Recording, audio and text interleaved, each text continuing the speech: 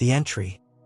The night was thick with an unusual fog, the kind that clung to the windshield like a wet blanket, refusing to be wiped away. Emily tightened her grip on the steering wheel, her knuckles whitening as she squinted through the haze. Beside her, Jake was fiddling with the radio, trying to find a station that wasn't static. The car's headlights cut through the fog, but only just, illuminating a narrow strip of road that seemed to stretch on forever. "I don't like this," Emily muttered, her voice barely above a whisper. "We should have stayed at the motel." Jake glanced at her, his face illuminated by the faint glow of the dashboard. "We're fine, Em. It's just fog. We'll be out of it soon." But Emily wasn't so sure. The fog felt wrong. It wasn't just the thickness of it, or the way it seemed to swallow the light. There was something else, something she couldn't quite put her finger on. It was as if the fog was alive, watching them, waiting for them to make a wrong move. The road ahead was empty, no other cars in sight. They hadn't seen another vehicle for miles, not since they'd left the motel. The GPS had stopped working shortly after they'd entered the fog, the screen frozen on a map that no longer seemed to correspond to the road they were on. Jake had tried to reset it, but it was no use. The device was dead, just like the radio. "We should turn back," Emily said, her voice trembling. "We're lost, Jake. We don't even know where we are." Jake sighed, running a hand through his hair. "We're not lost. We're on the main road. It's just this damn fog. Once we're through it, we'll be fine." Emily wanted to believe him, but the unease in her gut was growing stronger with every mile they drove. The fog was getting thicker, the road narrower.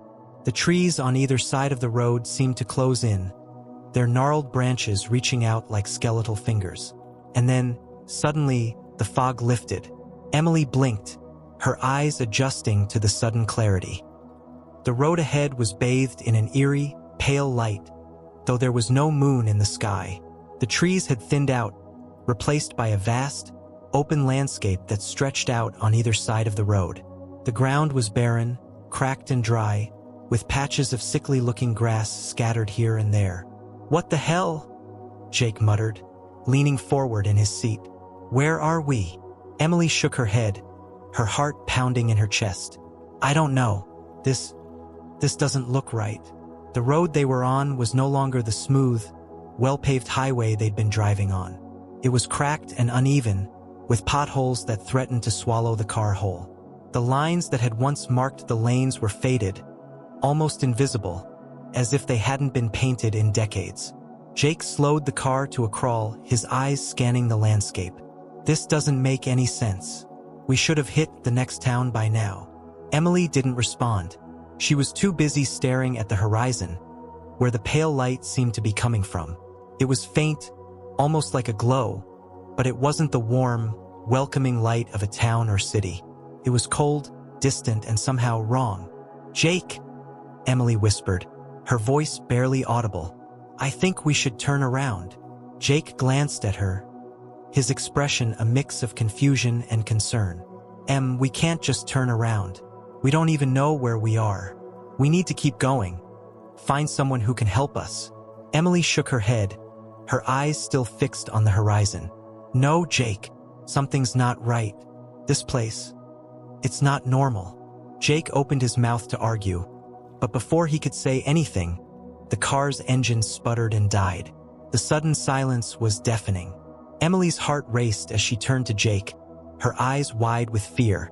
"What's happening?" Jake frowned, turning the key in the ignition. The engine coughed once, twice, but didn't start. "I don't know. It's like the battery's dead." Emily's breath came in short, panicked gasps. "What do? We can't stay here." Jake unbuckled his seatbelt and opened the door. "I'll check under the hood. Maybe it's just a loose wire or something." Emily grabbed his arm, her grip tight. "No, Jake, don't go out there. Please." Jake hesitated, his eyes meeting hers. He could see the fear in her eyes, the panic that was threatening to overwhelm her. "Em, we don't have a choice. We can't just sit here." Emily shook her head, tears welling up in her eyes. "I don't like this, Jake. I don't like this at all." Jake reached over and squeezed her hand. "I'll be quick. Just stay in the car." okay?" Emily nodded reluctantly, watching as Jake stepped out of the car and walked around to the front. She could hear him lifting the hood, the sound of metal creaking as he propped it open. The silence that followed was unnerving, broken only by the occasional rustle of wind. Emily's eyes darted around the car, scanning the barren landscape outside. The pale light seemed to be growing brighter, casting long shadows across the cracked ground. She could feel her heart pounding in her chest, the fear creeping up her spine. And then she saw it. At first, she thought it was just her imagination, a trick of the light. But as she stared, the shape became clearer. It was a figure, standing in the distance, just beyond the reach of the car's headlights. It was tall, too tall to be human, with long, spindly limbs that seemed to stretch out unnaturally. Emily's breath caught in her throat. "Jake!" she whispered, her voice trembling. "Jake, there's someone out there." Jake didn't respond. Emily turned to look at him, but he was gone. The hood of the car was still propped open, but Jake was nowhere to be seen. Emily's heart raced as she scrambled out of the car, her eyes scanning the barren landscape. "Jake!" she shouted, her voice echoing in the silence. "Jake, where are you?" There was no response. Emily's chest tightened with panic as she turned back to the car, her mind racing. She had to find Jake. She had to get out of this place. But as she reached for the car door, she heard it, a low, guttural growl, coming from somewhere behind her. Emily froze, her hand hovering over the door handle. Slowly, she turned around, her eyes wide with fear. The figure was closer now, close enough that she could see its face. Or rather, the lack of one. The figure. Emily's breath hitched in her throat as she stared at the figure. It was close enough now that she could see the details. Its elongated limbs, its unnaturally smooth, featureless face, and the way it seemed to glide rather than walk. The pale light from the horizon cast an eerie glow on its form, making it look almost translucent, like a ghost or a mirage. But it was real. Too real. The growl came again, low and menacing, sending a shiver down Emily's spine. She took a step back, her hand fumbling for the car door. Her fingers brushed against the handle, but she couldn't bring herself to open it. Her eyes were locked on the figure, her mind screaming at her to run, to hide, to do something. But she couldn't move. The figure tilted its head, as if studying her, and then it took a step forward. Emily's heart pounded in her chest as she finally managed to yank the car door open and slide inside. She slammed the door shut and locked it, her hands trembling as she gripped the steering wheel. "Jake!" she whispered, her voice barely audible. "Where are you?" She glanced out the window, but the figure was gone. The barren landscape was empty, save for the cracked ground and the sickly patches of grass. The pale light still glowed on the horizon, but it seemed farther away now, as if the world itself was shifting around her. Emily's mind raced. She had to find Jake. She couldn't just sit here, waiting for that thing to come back. But where could he have gone? He'd been right in front of the car, checking the engine. How could he just disappear? She reached for the keys still in the ignition and turned them. The engine sputtered, coughed, and then roared to life. Relief flooded through her, but it was short-lived. She couldn't leave without Jake. She had to find him. Emily took a deep breath, trying to steady her nerves. She glanced around the car, looking for anything she could use as a weapon. Her eyes landed on the tire iron tucked under the passenger seat. She grabbed it, her grip tight, and stepped out of the car. The air was cold, colder than it had been before, and the silence was oppressive. Emily's footsteps echoed as she walked around the car, her eyes scanning the ground for any sign of Jake. There was nothing. No footprints, no broken grass, no indication that he'd ever been there. "Jake!" she called out, her voice trembling. "Jake, where are you?" There was no response. Emily's chest tightened with fear as she walked farther from the car, the tire iron clutched tightly in her hand. The pale light on the horizon seemed to pulse, as if it were alive, and the ground beneath her feet felt unstable, like it might give way at any moment. And then she saw it, a faint glimmer of light just off the road. It was small, barely visible, but it was there. Emily hesitated, her instincts screaming at her to stay away, but she couldn't ignore it. What if it was Jake? What if he was hurt? She took a step toward the light, then another, her heart pounding in her chest. The light grew brighter as she approached, and soon she could see that it was coming from a small, circular object lying on the ground. It was a pocket watch, its surface gleaming in the pale light. Emily frowned, crouching down to pick it up. The watch was cold to the touch, its surface smooth and unmarked. She turned it over in her hands, her fingers brushing against the intricate engravings on the back. They were symbols, but not any she recognized, strange, twisting shapes that seemed to shift and change as she looked at them. And then the watch clicked open. Emily's breath caught as she stared at the face of the watch. The hands were moving, but not in any normal way. They spun wildly, faster and faster, until they were just a blur. The numbers on the face seemed to melt and reform, shifting into symbols that matched the ones on the back. And then suddenly the watch stopped. The hands froze, pointing at two numbers that Emily didn't recognize. The symbols on the face glowed faintly, and then the watch began to vibrate in her hand. Emily dropped it, stumbling back as the watch hit the ground. It didn't break. Instead, it began to glow brighter, the light spreading out in a circle around it. The ground beneath her feet trembled, and the air around her seemed to warp and twist. And then, with a deafening crack, the world around her shattered. Emily blinked, her vision blurry as she tried to make sense of what had just happened. She was no longer standing in the barren landscape. She was in a room, a small, dimly lit room with walls made of rough stone. The air was damp and cold, and the only light came from a single flickering bulb hanging from the ceiling. She looked down at her hands, still clutching the tire iron. The pocket watch was gone. "What the hell?" she whispered, her voice trembling. She turned around, her eyes scanning the room. There was a door on the far wall, old and wooden, with a rusted handle. Emily hesitated, then walked over to it, her footsteps echoing in the silence.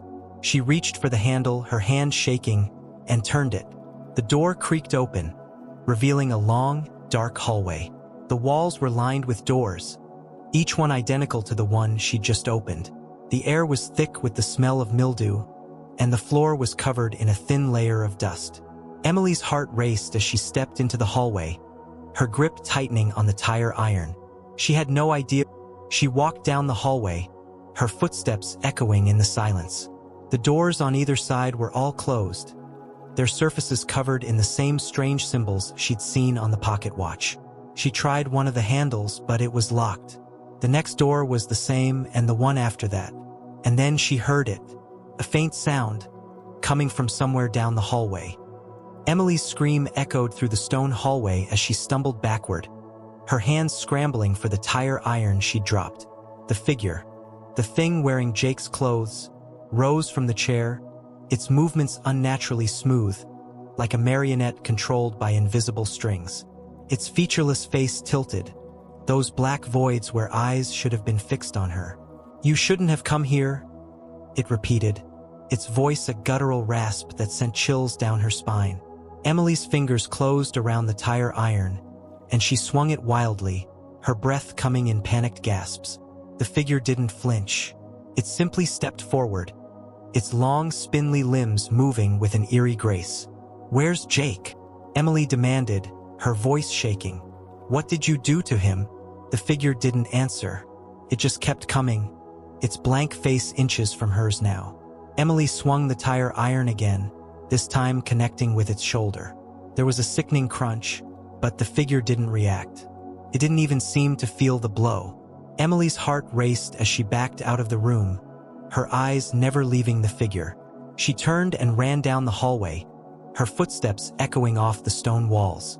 The doors on either side blurred together as she sprinted, her mind screaming at her to get away, to find a way out. But the hallway seemed endless. No matter how far she ran, the doors kept coming, each one identical to the last. The flickering bulb above her cast long, shifting shadows on the walls, making it feel like the hallway itself was alive, twisting and turning around her. And then suddenly the hallway ended. Emily skidded to a stop, her chest heaving as she stared at the wall in front of her. There was no door, no exit, just a solid stone wall. She turned around, her heart sinking as she realized the hallway behind her was gone, replaced by another wall. She was trapped. "No, no, no," Emily whispered, her voice trembling. She pounded on the walls, her fists aching as she searched for a way out. But the stone was solid, unyielding. And then she heard it, a low, guttural growl, coming from somewhere behind her. Emily spun around, her back pressed against the wall. The figure was there, standing at the end of the hallway, its featureless face tilted as if it were studying her. It took a step forward, then another, its movements slow and deliberate. Emily's grip tightened on the tire iron, her knuckles white. "Stay back," she shouted, her voice cracking. "Stay away from me." The figure didn't stop. It kept coming, its black voids for eyes fixed on her. Emily swung the tire iron again, but this time it passed right through the figure, as if it were made of smoke. Emily's breath caught in her throat as the figure reached out, its long, spindly fingers brushing against her cheek. The touch was cold, like ice, and it sent a wave of nausea through her. And then, suddenly, the world shifted. The stone walls around her dissolved, replaced by a vast, open space. The ground beneath her feet was cracked and dry, just like the landscape she'd seen outside the car. The pale light from the horizon was back, casting an eerie glow over everything. Emily blinked, her mind struggling to process what had just happened. The figure was gone, but she wasn't alone. Jake was there. He was standing a few feet away, his back to her, staring at the horizon. Emily's heart leapt as she ran to him, her hands reaching out to grab his arm. "Jake!" she cried, her voice trembling. "Jake, are you okay? What happened?" Jake turned to look at her, and Emily's relief turned to horror. His face was blank, just like the figure's. His eyes were black voids, and his mouth was a thin, lipless slit. He tilted his head, as if studying her, and then he spoke, his voice a low, guttural growl. "You shouldn't have come here." Emily stumbled back, her heart pounding in her chest. "Jake, what's happening to you?" Jake, or the thing that looked like Jake, didn't answer. He just stared at her, his black voids for eyes boring into hers. And then, suddenly, the ground beneath her feet began to tremble. Emily looked down, her eyes widening as cracks began to form in the dry, cracked earth. The cracks spread quickly, snaking out in all directions, and then the ground began to collapse. Emily screamed as the earth gave way beneath her, sending her tumbling into darkness. She reached out, her fingers clawing at the air, but there was nothing to grab onto. The darkness swallowed her whole, and for a moment, she felt like she was falling forever. And then, with a jolt, she landed. Emily gasped, her body aching as she pushed herself up off the ground. She was in another room, but this one was different from the stone hallway. It was small and cramped, with walls made of rusted metal. The air was thick with the smell of oil and decay, and the only light came from a flickering fluorescent bulb overhead. Emily's heart raced as she looked around, her mind struggling to make sense of where she was. The room was filled with strange, mechanical devices, gears and cogs and wires, all twisted together in a chaotic mess. In the center of the room was a large, circular machine, its surface covered in the same strange symbols she'd seen on the pocket watch. And then she saw it. The pocket watch was sitting on a small table next to the machine, its surface gleaming in the flickering light. Emily hesitated, then walked over to it, her hand trembling as she reached out to pick it up. The moment her fingers touched the watch, the room began to shake. Emily's breath caught as the machine in the center of the room whirred to life, its gears grinding and clanking as they began to turn. The symbols on its surface glowed faintly, and the air around her seemed to warp and twist. And then, with a deafening crack, the world around her shattered once again. Emily blinked, her vision blurry as she tried to make sense of where she was now. She was standing in the middle of a forest, the trees towering above her, their branches twisted and gnarled.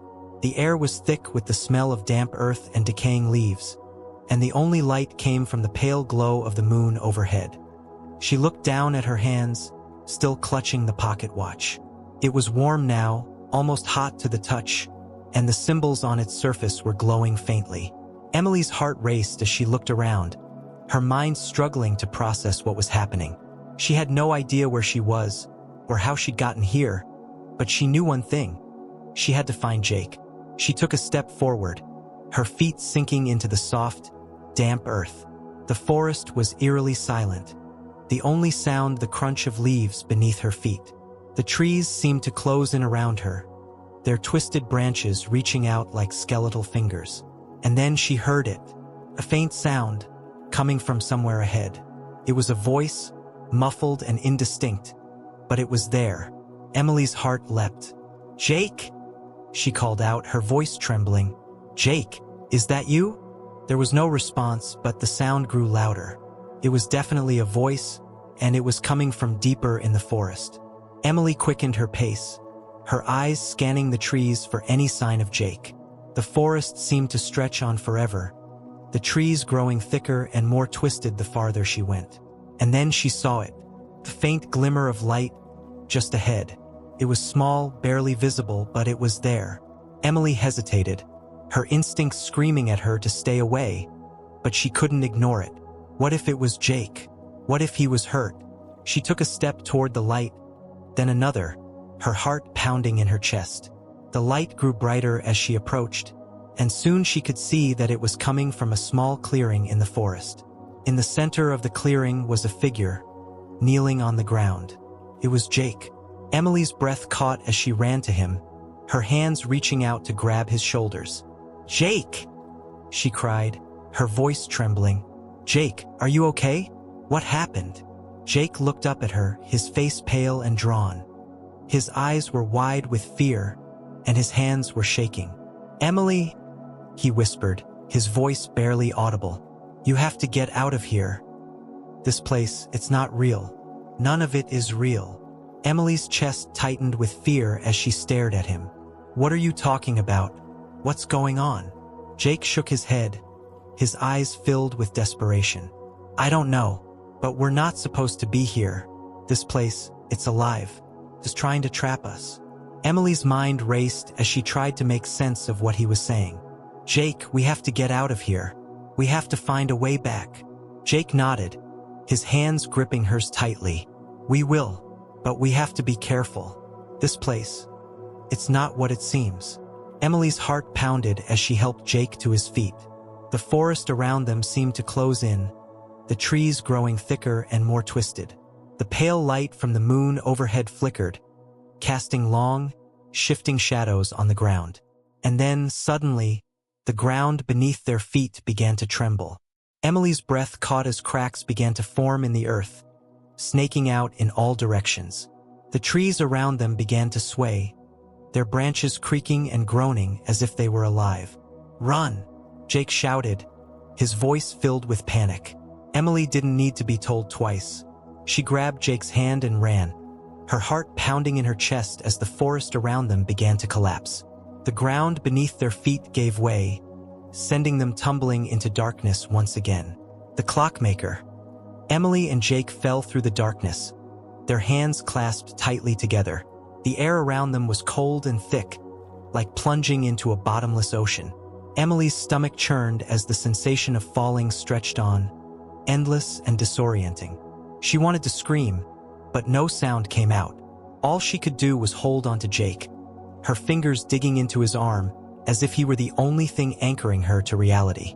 And then, with a sudden jolt, they landed. Emily gasped, her body slamming onto a hard, uneven surface. She groaned, her head spinning as she pushed herself up onto her elbows. Jake was beside her, his face pale and his breathing ragged. They were in another place, another world, but this one was unlike anything they'd seen before. They were in a vast, cavernous room, its walls made of gears and cogs, all turning and grinding in perfect synchronization. The air was filled with the sound of ticking hundreds, thousands of clocks, all ticking in unison. The floor beneath them was a mosaic of shattered glass and broken clock faces, their hands frozen at impossible angles. Above them, the ceiling stretched into darkness, dotted with glowing orbs that pulsed like distant stars. "Where are we?" Jake whispered, his voice barely audible over the ticking. Emily shook her head, her eyes wide as she took in the surreal surroundings. "I don't know, but this place, it feels like the center of everything." The pocket watch was still in her hand, its surface warm and the symbols glowing faintly. She held it up, her fingers trembling as she examined it. The hands were spinning wildly again, just like before, but this time they seemed to be moving in time with the ticking of the clocks around them. "That thing," Jake said, his eyes fixed on the watch. "It's connected to all of this, isn't it?" Emily nodded, her throat dry. "I think so. It's controlling everything. Or maybe it's a key." Before Jake could respond, a voice echoed through the cavernous room. A deep, resonant voice that seemed to come from everywhere and nowhere at once. "You've come far, travelers, but you do not belong here." Emily and Jake spun around, their eyes searching for the source of the voice. From the shadows emerged a figure, a tall, gaunt man dressed in a long, tattered coat. His face was lined with age, his eyes sharp and piercing, and his hands were covered in intricate tattoos that glowed faintly in the dim light. In one hand, he held a staff topped with a spinning clock face, its hands moving in erratic patterns. "Who are you?" Emily demanded, her voice shaking but defiant. The man tilted his head, his eyes narrowing as he studied them. "I am the clockmaker. This is my domain, the heart of Zone 99. And you have brought something of mine." He pointed to the pocket watch in Emily's hand, his expression darkening. "That watch does not belong to you." Emily clutched the watch tighter, her heart racing. "We didn't mean to take it. We're trying to find a way out of here." The clockmaker's lips curled into a thin, humorless smile. "There is no way out. Not for you. Not anymore." Jake stepped forward, his fists clenched. "What do you mean? What is this place?" The clockmaker's gaze shifted to Jake, his eyes cold and calculating. "This is the place where time and space converge, where the rules of your world do not apply. You stumbled into Zone 99, and now you are trapped here, just like all the others." Emily's chest tightened with fear. "Others? What others?" The clockmaker gestured to the walls of gears and cogs, his staff glowing faintly. "Those who came before you, those who dared to meddle with forces they did not understand. They are part of the machinery now, their essence fueling the endless ticking of time." Jake's face paled. "You're saying they're dead?" The clockmaker chuckled, a low, mirthless sound. "Dead? No, they are far worse than dead. They are trapped, forever bound to the gears of this place, their memories and souls ground into dust." Emily's stomach churned as she looked at the gears, her mind racing with the horrifying implications. "We don't want to be part of your machine. We just want to go home." The clockmaker's smile faded, his expression turning cold. "You cannot go home. The watch you hold is the key to this place, and it has chosen you. You are bound to it now, just as it is bound to you." Emily shook her head, her voice trembling. "No, there has to be a way. Please help us." The clockmaker studied her for a long moment, his eyes narrowing. "There is one way. If you give him the watch, he'll use it to trap you here forever. You'll be part of the machine, just like the others." Emily's heart raced as she looked at the clockmaker, his expression darkening. "Is that true?" The clockmaker's smile faded, his eyes cold. "The watch is bound to you. If you give it to me, you will take its place. But your friend will be free." Emily's chest tightened with fear as she realized the truth. There was no way out, not for both of them. And then, suddenly, the ground beneath them began to tremble. The clockmaker's eyes widened as the gears around them began to grind to a halt, the ticking of the clocks growing slower and slower. The air around them seemed to warp and twist, and the glowing orbs above them began to flicker. "What's happening?" Jake demanded, his voice filled with panic. The clockmaker's expression darkened as he turned to Emily, his eyes filled with rage. "What have you done?" Emily looked down at the watch in her hand, her eyes widening as she realized what was happening. The hands were spinning wildly again, faster and faster, and the symbols on its surface were glowing brighter than ever. I don't know," she cried, her voice trembling. The clockmaker raised his staff, his expression filled with fury. "You've broken the balance. You've doomed us all." And then, with a deafening crack, the world around them shattered. The escape. The world dissolved into chaos. The gears and cogs that had once turned in perfect synchronization now ground to a halt, their metallic groans echoing through the cavernous room. The ticking of the clocks grew erratic, some speeding up while others slowed to a crawl. The glowing orbs above flickered and dimmed, casting the room into shadow. Emily and Jake clung to each other as the ground beneath them shook violently. The clockmaker's furious shouts were drowned out by the cacophony of breaking machinery. Emily's heart pounded as she stared at the pocket watch in her hand, its hands spinning wildly, the symbols on its surface glowing brighter than ever. "What's happening?" Jake shouted over the noise, his grip on Emily's arm tightening. "I don't know," Emily cried, her voice trembling. "The watch! It's doing something." The clockmaker's voice cut through the chaos, sharp and commanding. "You fools! You've disrupted the balance of time itself. This place is collapsing." Emily's chest tightened with fear as she looked around. The walls of gears were crumbling, the cogs falling apart like sand. The floor beneath them cracked and splintered, revealing a void of endless darkness below. "We have to get out of here," Jake yelled, pulling Emily toward the only visible exit, a narrow doorway that had appeared in the far wall. Emily hesitated, her eyes darting back to the clockmaker. He stood amidst the chaos, his staff raised high, his face twisted in rage. "You cannot escape. The watch has bound you to this place." "Ignore him," Jake urged, tugging on her arm. "We have to go now." Emily nodded, her mind racing as she clutched the watch tightly. They sprinted toward the doorway, their footsteps echoing in the crumbling room. Behind them, the clockmaker's voice rose to a deafening roar. "You will not leave. You will be part of the machine, just like the others." Emily glanced back just as the ground beneath the clockmaker gave way, swallowing him into the void. His final scream echoed through the room, sending a shiver down her spine. They reached the doorway and stumbled through it, finding themselves in a long, narrow corridor. The walls were lined with clocks of all shapes and sizes, their hands spinning wildly, their faces cracked and broken.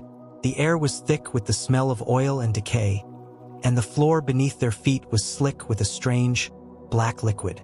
"Where does this lead?" Jake asked, his voice filled with panic.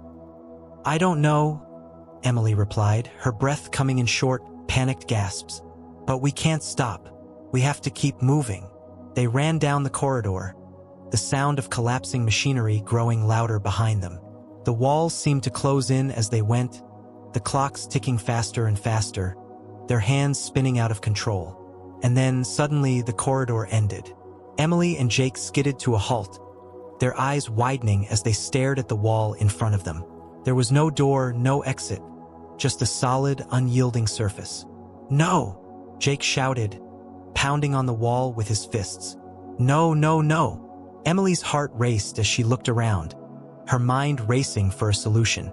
The corridor behind them was collapsing, the walls crumbling into dust.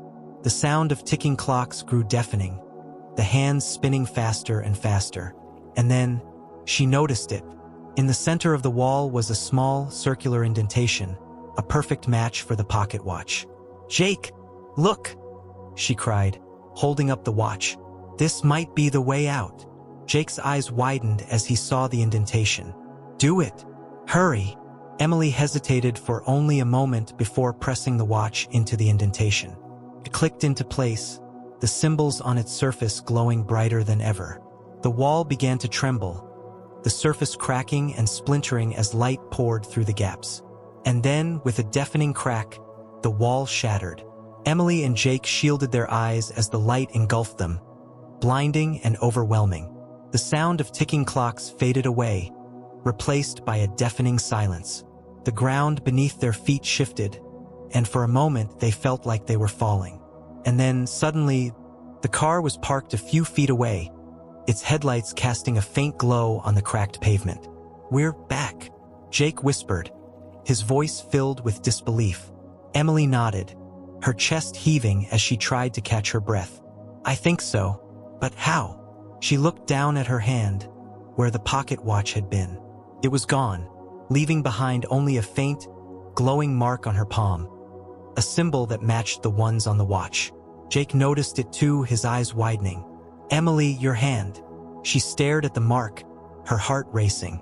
It's like the watch is still with me, like it's part of me now." Jake's expression darkened as he looked around.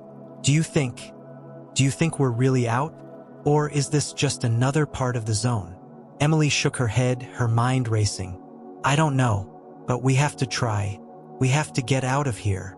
They climbed into the car, their hands trembling as they buckled their seatbelts. Jake turned the key in the ignition, and to their relief, the engine roared to life. "Let's go," Emily said, her voice filled with determination. "We're not stopping until we're out of here." Jake nodded, his grip tightening on the steering wheel. "Agreed." They drove in silence, the barren landscape stretching out around them. The road seemed endless, but Emily kept her eyes fixed on the horizon, her heart pounding with every mile. And then, finally, they saw it. A sign on the side of the road, its surface rusted and weathered. It read, "Now leaving Zone 99." Emily's breath caught as they passed the sign, her chest tightening with relief.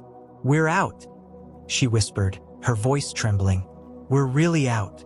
Jake let out a shaky breath, his hands gripping the wheel tightly. "Yeah, we're out." But as they drove farther down the road, Emily couldn't shake the feeling that they weren't truly free. The mark on her hand pulsed faintly, a constant reminder of the watch and the horrors they'd faced. She glanced at Jake, her heart aching as she saw the exhaustion and fear in his eyes. They had escaped Zone 99, but the memories of that place would stay with them forever. And as they drove into the night, the stars above them seemed to flicker, as if the world itself was still watching.